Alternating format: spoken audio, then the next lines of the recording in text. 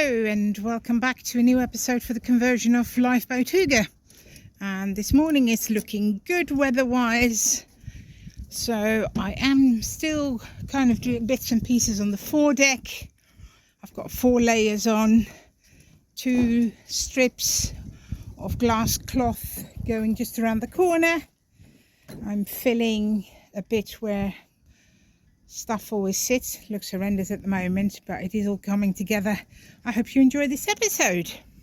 As it is a dry day today, in between jobs on the inside, I am still laminating the foredeck. I've got 4 layers in total now. It's a good thing about the GRP, it goes off quite quickly. I've done 1 layer of glass tape over the edge, so that's sealed. I'll have another couple of layers on there. But it's building up nicely because this is 4 layers of 600 grams. So yeah, that is going to be strong and all held together nicely. On the inside, I'm cutting up bits of offcuts for the wood burner, and I cleared some of the floor where the galley is to put some more floorboards down and get that all buttoned up basically.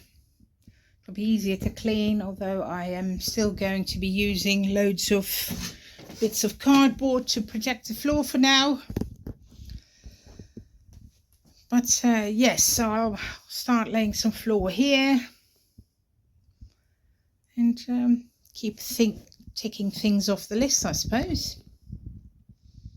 So on the port side of the fore cabin, I finished the floor, as in laying the oak boards. The edges will need masticing off with some brown mastic I've got, and that will be all finished then. But I think it looks really good and it's nice to tick things off the list. On the inside of the boat, I've got my table in, as in inside the boat. As you can see, I am getting the floor in the galley done. I'm very particular about covering it up as soon as there's a bit, because I don't want any stains or dents or anything on it.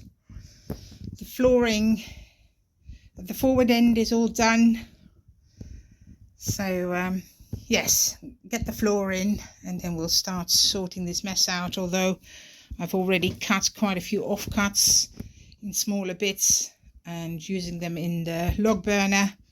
As it is autumn, it is getting a bit chilly, so that comes in quite handy. I've got most of the floor down in the galley area, and this is going to be a hatch, and that in betweeny bit is going to be a hatch. This one is to get to the filter for the engine and the diesel tank for my diesel heater, and the other one is for the wastewater pump on that side and the water pump on that side. So they're just going to be hatches that can be opened. But yeah, I'm very happy with the floor. I think it looks really good. My knees aren't very grateful for the work I've been doing, but I'm sure they will heal. So yes, that's another good step forward. I'm not sure whether you can hear it on the video, but it's really bucketing down at the moment. Luckily I am working inside, and what I've done is finish the floor in the galley, and I've made the first hatch, which is my access to my fuel filter and the diesel tank for the diesel heater, like I told you before. So there's one more hatch to go. The bottom step can go back in once that's kind of cured a bit more. I don't want to move it in any way by stepping on it without thinking, so I'm just going to leave that for a bit, and I'm sure I can find another job to get on with. In an effort to get my galley working, I've done some plumbing on my 1.5 sink, which will go in that space.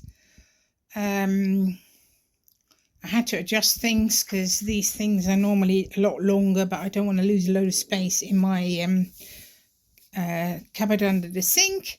So I shortened them, which is not a problem at all. And instead of using this as the exit, which wouldn't fit onto the hose connection I've got on my skin fitting anyway, I'm going to be using this one, which is the same size, 25mm. I'll have to block that off, but that's, again, it's not a problem. So I can make this work and put that in after I cleared my worktop. And it's all progress, and it's kind of exciting progress, because having a sink to use would be really handy once I start living on her. So what I've got here is the hatch that goes just over the diesel tank over there. So what I'm doing is, this white bit is the subfloor, and I am screwing that onto my floorboards to make it super strong, because it's held by this ledge and I don't want them to separate from each other. So I'm countersinking the holes I'm drilling for the screws, and I'm making sure that every board will have 4 screws in the end, so that should be strong enough to hold it. Be nice if that stays where it needs to be.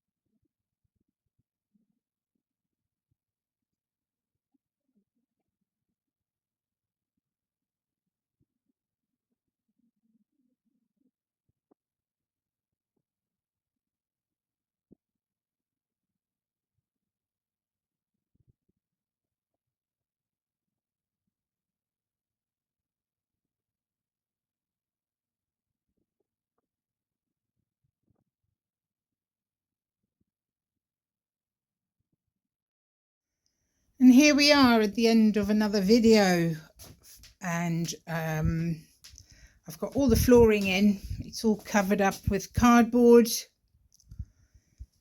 just to protect the floor. I've got the dining room table in, which I'm doing some modifications to. I've just looked or picked out my extension reel with a Euro plug on it, because what I'm going to do is unplug even my shore power, and put that on the extension reel, so inside the utility room I can sort the main electrics out, because that's now just on an extension kind of lead with some sockets on it. So I'll have to disconnect that, drill a hole through this bulkhead here, get the cable going that way, and hopefully my electric box will either go right here or on the side here. I haven't quite decided yet. So at least I've got some main powers, which will be handy. And yeah, I'm hoping you've enjoyed this episode. Hopefully the next episode or so things will come together, because you may have seen the bits and pieces where I've got the sink sorted, the hob is sorted, but they're not just in just yet, because yeah, I'm still working and it's still very much my workbench, and I'm not quite there to actually give that up at this point in time. So I'm keeping them safe in the bedroom on the bed. And yeah, like I said, I hope you enjoyed this episode. Follow me along for the finishing of this project, and Please like and subscribe, leave me a comment, and I hope to see you next week for a new episode. Bye.